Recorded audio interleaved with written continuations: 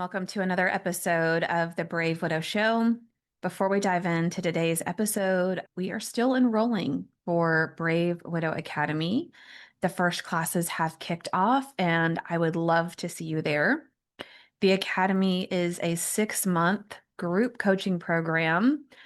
It is your plan on how to move from deep grief through rebuilding your life and eventually loving your life. I give you the roadmap. I give you the tools. I give you the strategies. Everything that I've used with my one-on-one clients, you will find in the Academy. And secondly, grief recovery method, which you may have heard me talk about many times before, is an evidence-based program that I facilitate. It's an 8-week program. We have 5 spots available. This will be the last time that we kick off in 2025. We're starting on December the 9th, and we're going to go through the middle of February, taking just a couple of weeks off for the holidays that are in the middle there. We'll meet on Tuesdays from 1 to 3 Central Time from December 9th through February 17th. And I only have 5 spots available. If you're interested in jumping in, this is a great time to do. It's $400 for the 8-week program.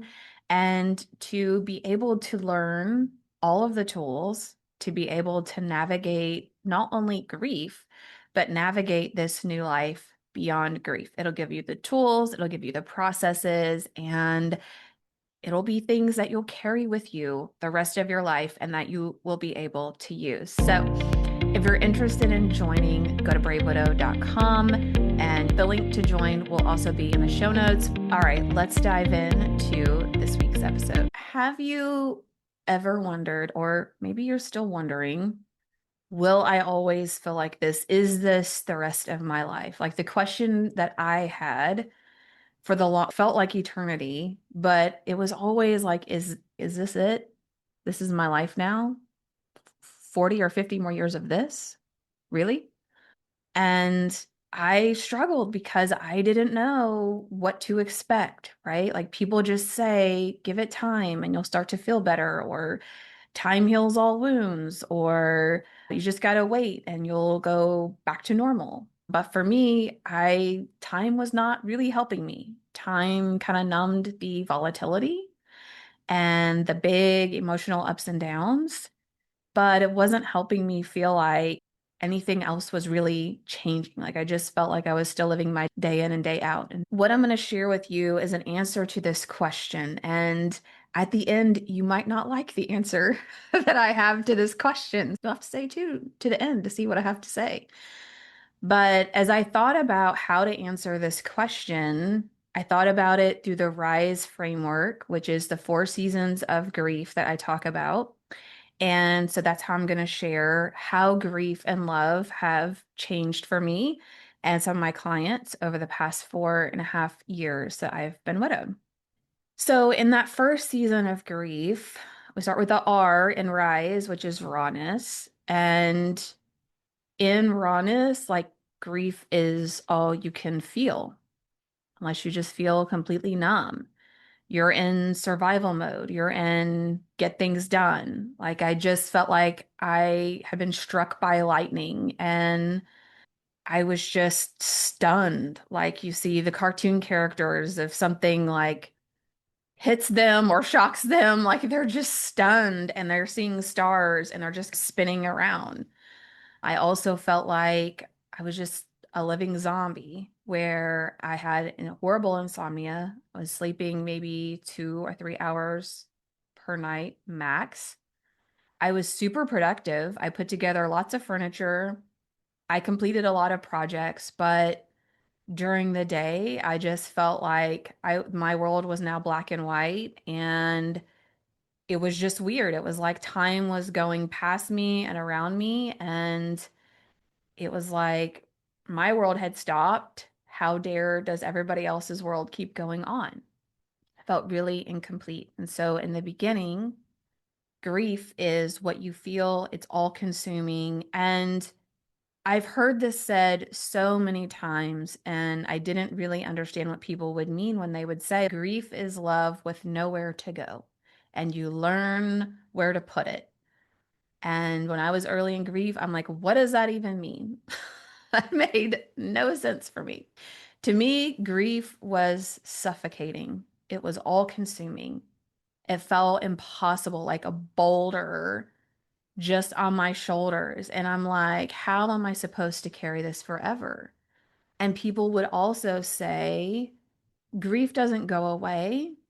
You just learn how to deal with it. And I remember that being super depressing. Really? This doesn't get any better. This is just always going to be the same. I'm just going to learn how to carry the portable packet of tissues with me. Really?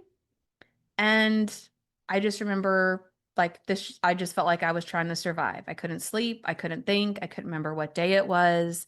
Like I still to this day rely a lot on post-it notes to remind me of everything or calendar reminders to remind me because I couldn't remember from one room to the next or one day to the next what I was supposed to be doing or where I was going or what I was trying to do. I heard a different metaphor, and this one was more recent. I actually just heard this in the last couple of weeks, and I don't even remember where I heard it, but I remember hearing someone said grief is like a bank account that needs to be spent. It's all of the unsaid words, it's all of the future memories and dreams that are just sitting there like frozen. And over time, what you need to be able to do is to spend spend the grief, the love out of that bank account. And that can be talking about it and processing it. It can be spending time with your family. It can be doing things that you care about. It can be rebuilding your life. But it's like grief is all pent up inside. It's all stored up, and you need a way of being able to spend it. You need a way of being able to process it. David Kessler says grief demands a witness, meaning grief requires for us to process it, a witness, someone else to hear us, to see us, to be able to validate and honor what we have experienced. And so to me, that metaphor, that analogy rang more clearly to me. Oh, okay, that makes sense. In the Grief Recovery Institute, it taught me that time alone does not heal all wounds. It's time plus action. And so as I start to pull these things together, I've started to understand like how do we really think about grief and processing grief and what is required, because time is a component of what's required, but time isn't the only thing that is required. In the early days of grief, so in rawness in this first season, love and grief and all of that is tangled up with trauma, with the last moments we had with our person, with things that we saw or heard in the hospital or as the ambulance was there, or some of my clients as they were performing CPR on their person. It brings on upon us numbness and shock and brain fog and difficulty of just getting through the day. And so in this season, we often have this belief that if I stop hurting, it means that I didn't love them enough. Or if I catch myself like laughing at a joke or smiling at something that I thought was humorous, our bodies can have this reaction of, oh, how dare you move on? How dare you laugh? How can you laugh or enjoy this moment because your person just died a few months ago? And so often in this season of grief, we're like combining grief and love and what that should look like and what it should mean. And what we make it mean is that in order to prove or to show that we loved and cared about our person, that means we only experience grief, we only experience sadness, and we're only allowed like these small little moments of joy that we don't want to tell people about because then they might think that we've moved on and we're over it. I have clients that talk about using their grief shield, using it like a shield. Like I can't let people know that the grief isn't as hard as it was, or they'll be expecting more of me. I have to hide behind my shield. So in rawness, as you are trying to survive and as you are like in the aftershock and the aftermath of what has happened to you, I always recommend something that's a little counterintuitive, which is to do less and not to do more. Your goal in these very early days are to survive. It's not about fixing your whole life. It's not about rebuilding your social circle and doing all of these wonderful, amazing things right at the beginning. And for some people, this season might just be a few weeks. For some, it might be a few months. For some, it might have been years and you're still there. And that's okay. But what we want to focus on in this season is being able to calm and regulate your nervous system down enough so that you can start to think more clearly, so that you can start to do things outside of your comfort zone that don't feel so intimidating. We also often believe in rawness that this is the whole story. This is just how it's going to be the rest of our life. It's just always going to look this way. And the reality is that doesn't have to be true. Okay, so the first season was rawness, the second season is isolation. And often I think about this as like the people who are around you and supported you. For most widows, this is when you start to hear crickets. This is when you start to realize that life is still happening. People are still moving forward. They're having birthdays, they're having anniversaries, they're celebrating the holidays, and it still feels like your world has stopped. It's also a season where you're just faced with constant reminders that your person isn't there. So I can remember so clearly sitting out in my kids were in choir and band and musical theater. And I remember going and sitting out in the audience, and it would, thank goodness, be dark out in the audience. And Nathan's parents would be there. And I would just be like clutching my little to go pack of tissues. And I remember just being so angry at not really God and not how unfair life is, but just angry. Can't I just have one nice moment? Can't I just catch a break? Like, I can't even sit here and be a good mom to my kids and smile while they're up there on stage. I have to be over here sobbing my eyes out because all I can think about coming up over my shoulder was just this big reminder of Nathan should be here. Their dad's not here. Look at those poor kids up there. They don't have their dad. He's not going to be here. And guess what? He's not going to be here for their graduation. He's not going to be there to walk them down the aisle. He's not going to be there when you meet your grandkids for the first time. And it just felt so cruel. Like it felt so cruel to just be reminded of this anytime that there was like a moderately happy or nice milestone or experience. It was like just somebody twisting the knife, right? Oh, it's not bad enough I have to be here and feel like I'm alone. But now I also have all these reminders that he's not here. And guess what? He's never going to be here. It's never going to be the way that it was and on. And so I call this season isolation because you can feel incredibly lonely. This can feel like almost the lonely middle of the grief experience because people have moved forward, people are living their lives, and you feel like you can't, like you're being held back. People stop saying your spouse's name, and you may start to feel like you're almost carrying this secret. I want to talk about him, but is that going to be weird? And people aren't asking, people aren't saying their name, and I'm starting to forget what their face looks like, and I'm starting to forget maybe the sound of their voice. And every time I bring up their name, I start crying or I start missing them. And so I don't want people, or maybe people, what clients will say to me is, I think my friends are just getting tired of me being sad all the time. Do you ever feel like that? I've bawled and squalled and I'm just super sad. And I think my friends are just really tired of hearing about it. Like it's just hard for them to be in it with me. You can have a lot of guilt about feeling grief too much and being too sad or not enough, like not enough sad. I will hear very conflicting reports from people, right? Where you have the thought of, oh, I should be doing better by now. That's probably got to be one of the most repeated phrases I hear from grieving people. I thought I would be better by now. I should be doing better by now. I thought I would be further along by now. Why am I still crying? Why is this still hard?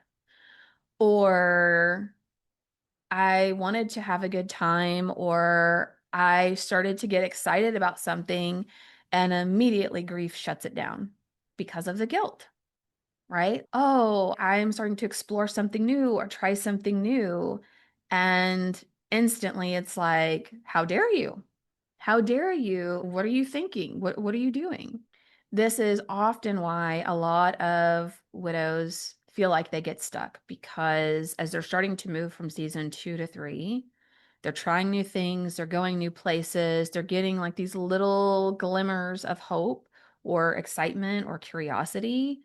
And then it feels like grief pulls them back and makes them feel like they've gone backwards, or guilt really comes in loud and strong.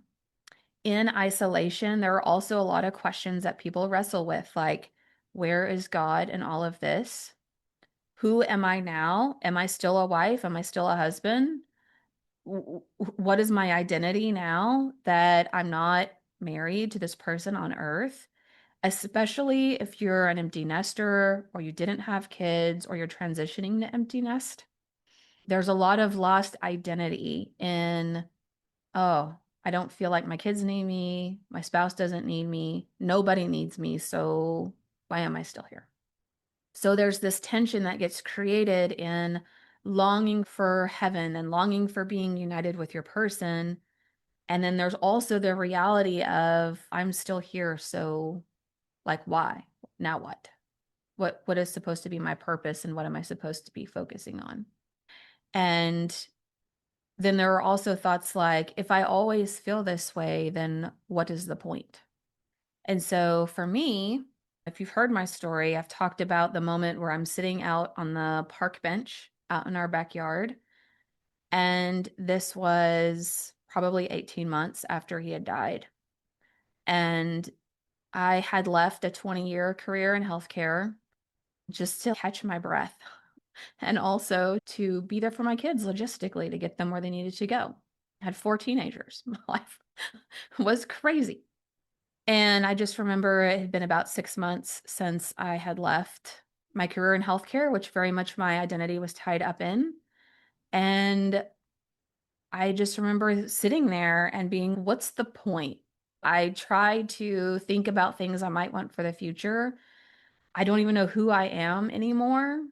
No one can tell me what to do. Like, I'd already started interviewing and talking to other widows and grievers. And because I'm a checklist person, I did all the things, right? I'd gone to counseling, I had read the books, I had listened to the podcast, I had done a lot of those things. And I still felt like I wasn't moving forward. I felt I was better.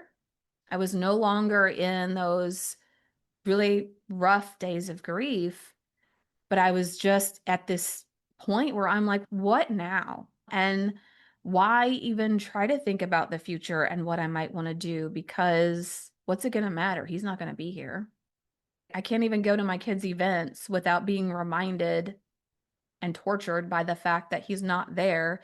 So things that I would maybe want for the future, what would even be the point? He's not going to be here. So who cares? What's the point of even trying? And then what am I? Okay, my kids need me. Great. I'll be there for my kids. Of course, I want to help them. I want them to be successful. But is that just what I'm here for? It's just to finish raising my kids, and that's it. So in my story, I share, though, that there came this moment, and this is important. I want you guys to really get this. I had to decide that this wasn't going to be my life anymore. And part of the reason I decided that was because as I thought about it, I thought he was so proud of his family, of me, of this life that we had built. We had just bought a house less than a year before out on 37 acres. It was beautiful views, very peaceful, out in the middle of nowhere. And so much of our life was like just coming to the point of what we had wanted it to be. And I remember thinking, like, he wouldn't want his legacy to be that I died with him, that my life ended when his did. And I was like, man, he would really be disappointed if him dying was the end of both of us, essentially. And I also remember my grief was still really, it wasn't all consuming, but when I would have those moments where I was in deep grief, it really caused, it was causing physical pain in my chest and my body. And I just had this moment where I was like, I physically cannot go on living like this. This is going to be the end of me. This is how people have broken heart syndrome. Like they're just down in this frequently. And what I want you to hear from me is that you also get to decide. Okay. So will it always feel like this? Will I always experience grief? Does it ever get better? The answer is you get to decide. And there are people who I talk to or they comment on the videos and they're like, grief never gets better. It's never going to be better for me. And my heart hurts for that person. And sometimes I respond and sometimes I don't. When I respond, and I just, the most loving way I try to respond is it doesn't have to be that way. It can be different, but you get to decide. If you decide that your life is never going to get better and you are just going to live in deep grief and life is unfair and your life is over, you get to decide that. And you will be right. You will be right. Or you can decide that some way, somehow, it could be different.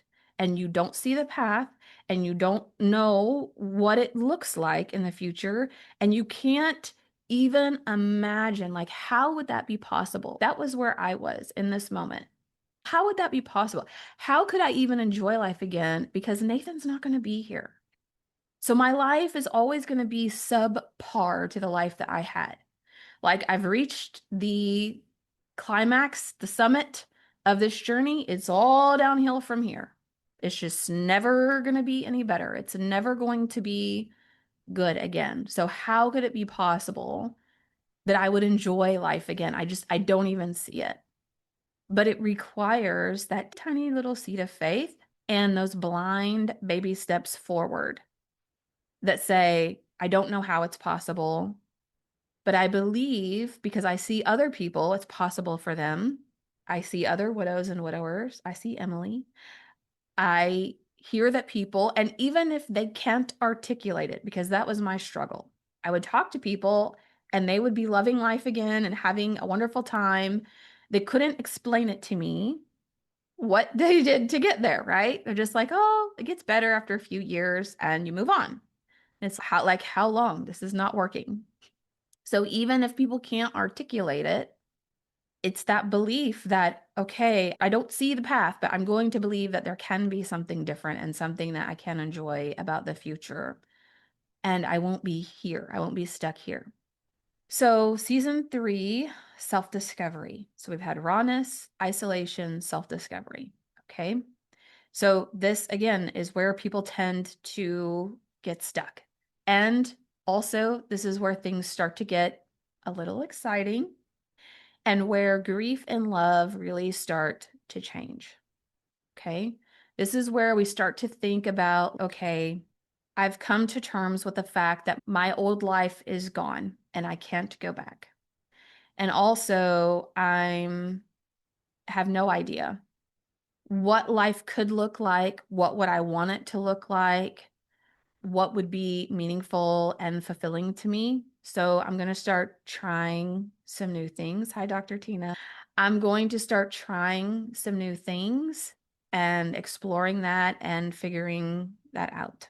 So one of the stories that I share here is this was right after this point. I think I'd made this decision like in November that I wanted to build a new life. And in December, I found my way on the way to Tulsa, Oklahoma, which is like 2.5 hours from where I live.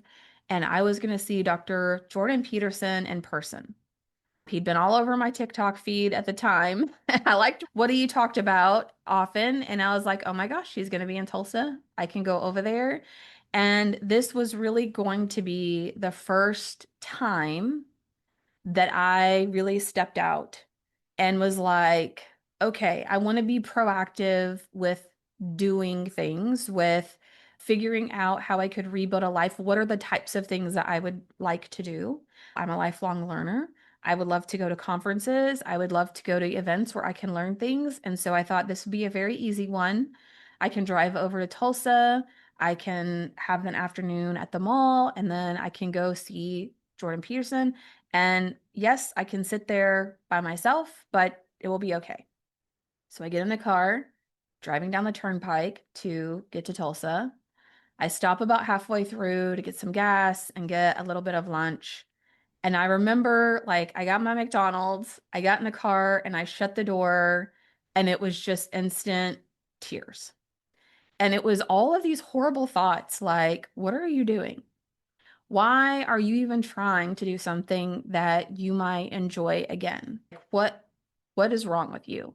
Like, your husband just died a year and a half ago and you're out here just trying to live your best life. Like, these were just really cruel, intrusive thoughts that bombarded me. And so I sat there in my car with like my little McDonald's napkins, right? Like trying to wipe away my eyes, the tears from my eyes, and just feeling why, what is the point? What, I'm just gonna go and pretend to have a good time, like just put on my game face and pretend like this is a great day, and for what? Who am I gonna tell about this? Like, for what? So I took a deep breath, I waited till the tears stopped, and I was like, no, I've decided, my gosh, if I'm gonna be here a few more decades, my life isn't gonna be a story of me withering away at home. So I've decided I'm going to do something for myself. I get back in the car and go. I get to the mall. I'm walking around the mall. This is the afternoon. And one of my kiddos is at school and is having a mental health crisis. And the type of mental health crisis that no mother wants to be getting. And it's very anxiety driven because it's text, right? Like, I can't even take a step and it's another text and another text.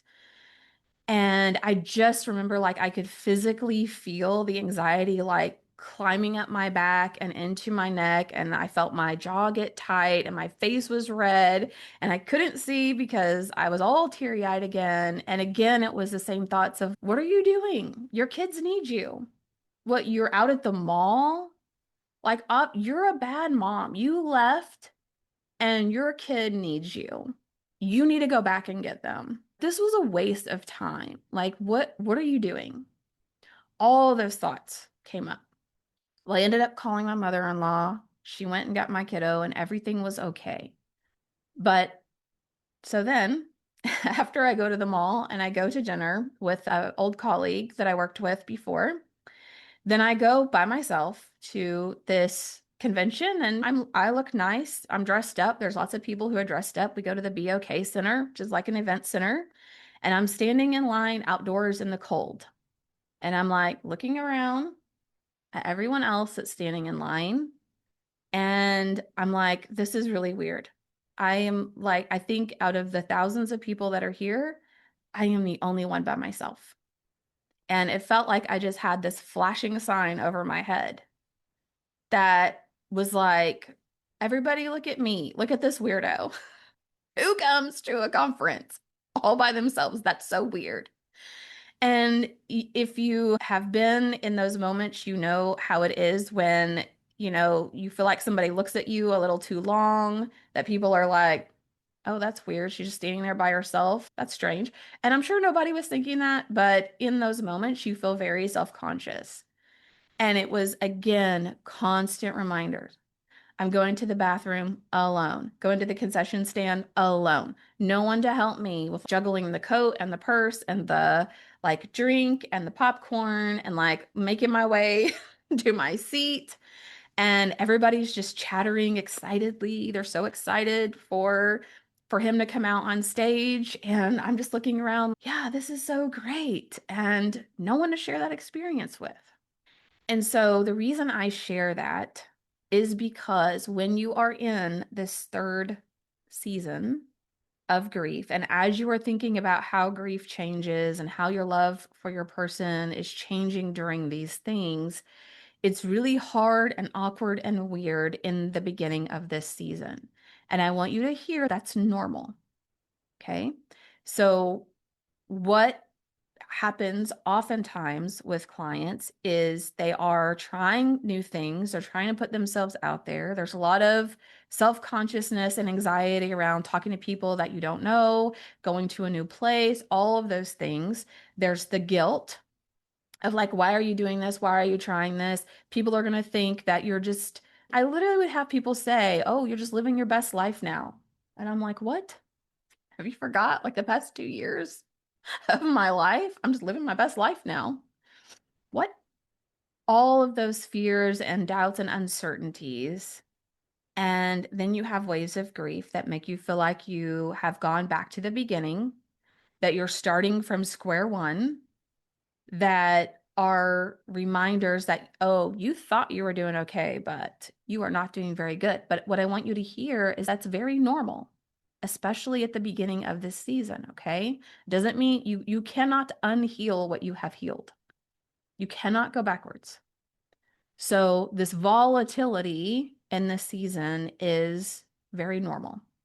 Grief during the season starts to change, and in the beginning, you don't trust it. There are firsts that might surprise you. Things like a memory of your loved one that doesn't ruin your whole day, a laugh that comes from the soul and makes you feel alive again. And for probably at least 2 years, I didn't know if that was ever going to be possible. No one could actually tell me. So for over 2 years, when I would smile or laugh, it's like the smile that doesn't reach your eyes, like, or it's the laugh where something's a little bit funny, but if I was on the happiness meter, my capacity for happiness was like the most was like a 6 out of 10. And I'm like, man, I don't even know if I could get above that, like if it would ever be get better. But the first time I had a laugh that felt like an 8 or a 9 or a 10 kind of takes you back. You're like, whoa, I felt alive in that moment. I felt like a human being, not like a zombie anymore. And so you might experience a dream. You might experience something that gets you excited about the future again. Like this is the whole goal in this season is to find those things, to tap into those things that allow you to feel excitement and curiosity and wonder for what could be, what lights you up inside. But as you start to feel, some people call them like glimmers of hope.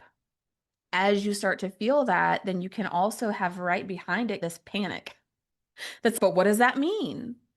What does it mean that if I'm excited about something for the future, that I just like this life better now? Does that mean I don't love my person anymore?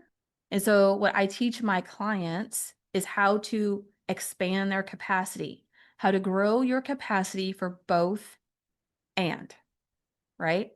Like sometimes I'm remarried now. I'm married again almost 2 years. And sometimes people will comment and say things like, oh, you can say you're happy again because you're remarried. And so now you're no longer sad about having lost your person. And I'm like, what? Being remarried just has the opportunity to be wonderful and also open up a whole can of worms. It does not solve for the grief and the loss of your person or the fact that you don't love your person and you've moved on. Okay. So I teach my clients how they can feel two really big emotions that are opposite but true. So one could be, I love my life that I had. I love the time I had with my person, and gosh, I really still miss them at times. And also, I'm excited about the life that I'm building now. I love some of the things that I'm doing now. And I'm doing things now that I never would have done without having gone through this experience for a variety of reasons. And does that mean I don't miss Nathan and I don't miss the life that I had? Absolutely not. I do. But I'm able to hold both of those things true at the same time. You can love the life that you had. You can love the life that you're building or that you have now. You can carry grief and you can carry sadness and sorrow, and you can carry moments of joy and moments of excitement without feeling like you're betraying your person. A lot of times society or even we feel like if we move forward that we're leaving our person behind. Okay? It sounds like we're closing a door, that was the end of an era, that we're replacing them, we're erasing them, we're leaving them behind. But the reality is that you get to move forward with your person. You will always have an emotional relationship with them, whether you realize it or not. So when I experience things, I think about, oh, would Nathan have liked this? Would he have hated this? What would we have talked about with this? There are still experiences that I have with him. It just looks very different now. And whether it's their love, it's their values, it's their quirks, it's the things that they would say all the time, it's things that they loved or hated or whatever it is, you can weave those into your life. You don't have to stop talking about your person. I still, to this day, talk about Nathan and be like, oh, he would have loved this. He would have hated that. Or remember that time he did this? That was so funny. Or man, he made the best Thanksgiving turkey. I really missed that. And in the beginning, it is hard to talk about that and for it to feel normal, but over time, it does become more normal. You can bring them forward with you in your holiday traditions, in the things that you keep or you tweak or you stop doing, in the habits that you have in your own life or with your kids, or into the legacy of what you're doing through a career change, through volunteering, or through creative work or a business that you do. Many widows, I don't even know the exact statistic, but for many widows who are working at the time their spouse died, I want to say it was close to 80 or 85% would end up changing jobs or changing careers completely if they were still working at the time their spouse died. And there are a lot of reasons why that happened. But as they are figuring out their new life and what they want that to look like, it's fairly common that you're also thinking about how you are weaving your relationship into this new life going forward and how that looks different. Over during this season and over time, your relationship with your person also evolves. So in the beginning, you might be focused on the actual death. You might be focused on regrets or things that you should have done or could have done or wish you had done. But over time, that changes. And so over time, that inner voice that we have starts to shift from feeling like they're saying to us, you should have done more, you should have tried this or that, to feeling, oh, I'm so proud of you. Keep going. You're doing great. The voice that you hear of what they would say to you or what you tell yourself changes from regret and longing for the past to, wow, look at you. You're doing so great. Self-discovery is an amazing season of grief because it starts out so hard and awkward and weird, and you have to be brave and you have to do things that you have a lot of resistance to sometimes in the beginning. And also, this is really where you are going to grow, where you are going to realize, oh, I am still here for a reason. I do still have a purpose. And even though I may not perfectly know what that looks like yet, I'm starting to get little glimmers. I'm starting to get an idea of what that's going to look like. I also noticed during this time that the waves, people talk about grief coming in waves, like waves of sadness, waves of grief, that those will start to change and they will start to feel like waves of love or waves of gratitude. And so when I experience things or when I have those moments that in the past I used to be hit with a big wave of sadness. Now it just feels like a big wave of love, which I know sounds a little cheesy, but this is how it is. And I just have this sense of gratitude of, I'm so glad we had over 20 years together, right at 20 years of being married, just short of hitting that 20-year mark. And I'm just so grateful. I'm grateful for the time that we had. I'm grateful that I had a great relationship and that I got to experience that and that we were parents young and all of those things. Like I just get to look back and feel grateful instead of yearning for the past and always feeling like I need to go back. Okay, so we had season 1, which is rawness, season 2, isolation, season 3, self-discovery, and then season 4 is empowerment. And this is where you are living a life where both of you still matter. Your person is still part of your life. You still talk about them. You still honor them in whatever way is meaningful to you. And now it just feels more natural. In season 4, this is when you become very clear on who you are and what you want for the future, and you are going after it. This isn't about chasing happiness. Think about happiness on the emotional roller coaster of, oh, I'm so happy and life is great. It's like happiness is way up here, sadness is way down here. And so what we are aiming for is in the middle. We're aiming for a life that is grounded and peaceful and purposeful, a life of intention, a life where you feel driven forward in some way. And so you have moments of joy and happiness, and you have moments in sadness, but instead of this big volatility up and down, it starts to do a little bit more like this, and you know how to come back to the middle. And when you're super happy about something, you know you're going to come down to the middle. And when you're really sad, you know you're going to come back up. And so the volatility becomes less and less violent than what it is in the beginning. When Nathan died, that none of that made sense to me. And in fact, one of my first widow friends that I met over on Instagram, she has 7 kiddos, most of them still young, still at home. Her husband had an amazing ministry, and he was literally serving the homeless, the day that he died. And I remember her asking me, like, how does that make any sense? This person that served God every day and who was literally on his way to feed the homeless, and he got stopped short of doing that. And I'm like, it doesn't make any sense. It doesn't. We live in a broken world. We live in a world that's unfair and harsh and cruel.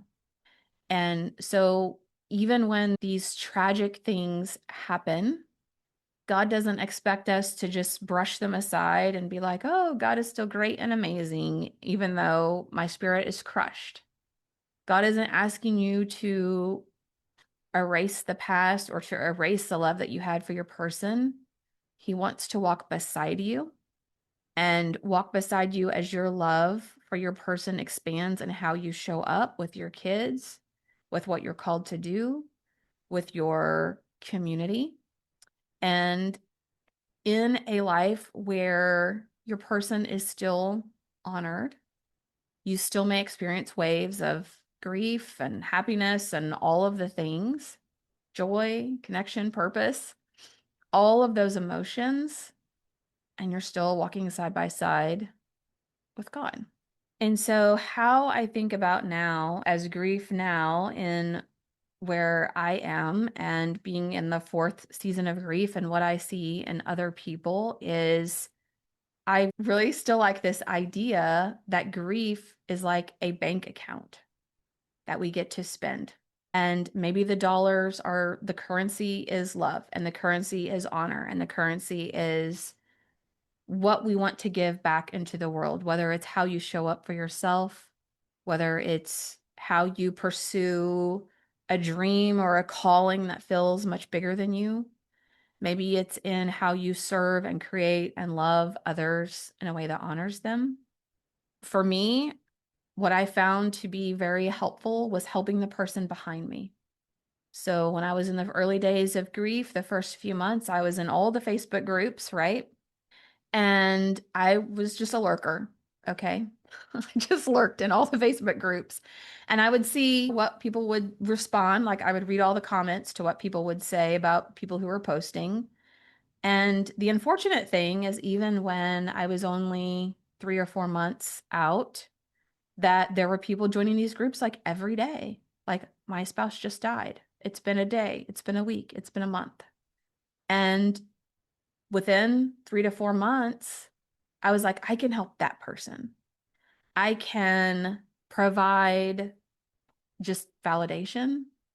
I can tell them I'm sorry that they're here, that they're not alone, that the widow community is one of the most like amazing, mind-blowing communities that I've ever been a part of. And the generosity that people have who have gone through something tragic and horrible, yet have generosity to want to give back and help others and make it a better experience for other people is like incredible. I know I can help that person. So in the beginning, it was very helpful to me to be able to help the people who were behind me. And so over time, that became more and more people, as now I'm over 4 years out from the time that I experienced of I've walked this path, I've had these experiences, I've been able to help some other people along the way. And so to me, this is how I spend out some of that grief and that purpose and that beauty out of the ashes, that purpose from the pain, however you want to think about it. But that grief is not going to rob me of my life. It's not going to rob me of being someone who makes a positive impact for others. Like, I was a leadership coach. In my healthcare career, I was a senior vice president with thousands of employees, and I loved nothing more than helping coach people up, helping coach them to the next level. Then looking at someone who believes they're an underdog and telling them, like, you are capable of so much more. You have potential. You can do great things. You can step up into this higher calling and to speak life into people. I love that about my job, and I missed that for a while after I left. And now I still get to do that. It just looks very different. It just looks different when you speak life into someone whose heart feels broken and they're hurting or they're unsure or they're doubting or they feel lost and they feel unclear. And you're like, I can help you. It will be different. You have potential for a life so amazing that if I told you what it could look like, you wouldn't believe me. It's just weird to say. Because in the beginning, you're like, I don't want an amazing future. I just want the past.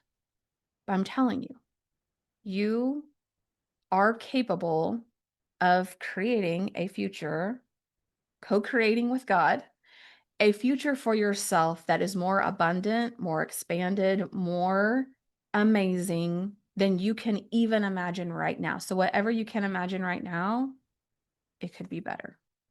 And I pray for that even still today. God, there is something that I want.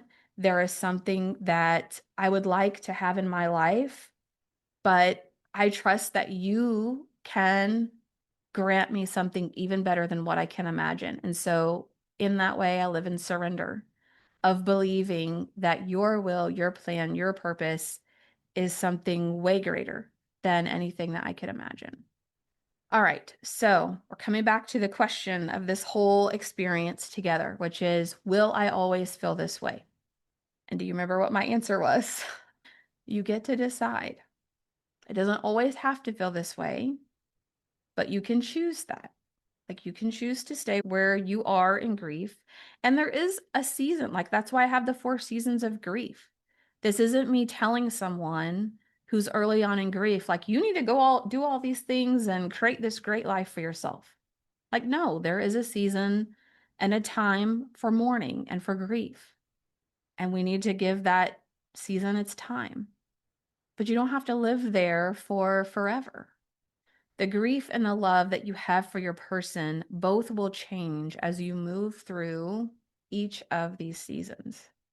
And so I want you to know that You can come to a point in your life where every happy moment isn't what I experienced at the choir concerts. Every happy moment isn't ruined or overshadowed by grief. Where every time you try to do something new or you laugh or you get excited about the future, that guilt doesn't squash you back down. You can come to a place in life where you experience those things. You can love your person deeply and still build a life that feels worth living. It doesn't dishonor them or the love that you have for them. It just honors the love that you shared and the time that you had together. Okay. So with that, I just want to share a couple of reminders with you. Actually, just one mostly. Several of you have heard me talk about Grief Recovery Method, our evidence-based program here that I facilitate. And we have another group that is starting on December the 9th. We're going to meet every Tuesday from 1 to 3 Central Time. So we have some folks from our academy who are starting the grief recovery group, and we have about 4 or 5 spots that we'll still be able to have in grief recovery method. So if you've been thinking about doing this, it's an 8-week program. We typically meet for up to 2 hours each week, and we're going to take a couple of weeks break over the holidays. So we'll run from December 9th through the middle of February.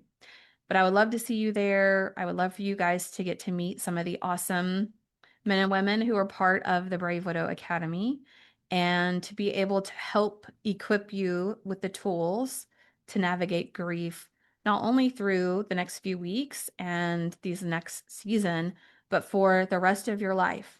Like what you will learn in Grief Recovery Method and the tools that you will learn to use, you will be able to use the rest of your life. So if you're interested, you can go to bravewidow.com. You can send me an email, or depending on where you're watching this, just shoot me a DM and I will let you know more. If you're tired of feeling lost, lonely, and second guessing every decision, my coaching program is meant for you. I help clients find clarity, create real connection, and build confidence up for good. Inside Brave Widow, you'll learn real tools that you'll be able to use for a lifetime. If you're ready for the next step, go to bravewidow.com to book a consult. It's free, it's no pressure, and it can be your brave next step to healing your heart and building a life you love again. Go to bravewidow.com today to book your consult.